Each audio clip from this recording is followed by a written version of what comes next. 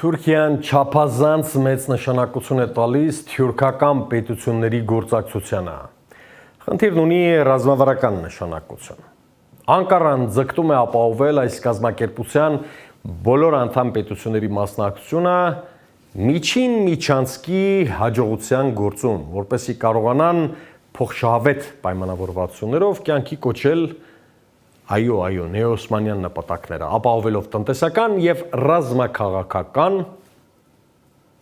ծանրակշիռ ներկայություն թե Եվրոպայի, թե Ռուսաստանի եւ թե Իրանի միջև։ Տեսեք, եթե քարտեզը մի պահ պատկերացնենք Թուրքիայի աշխարհաքաղաքական դերն ու կշիռը, ապա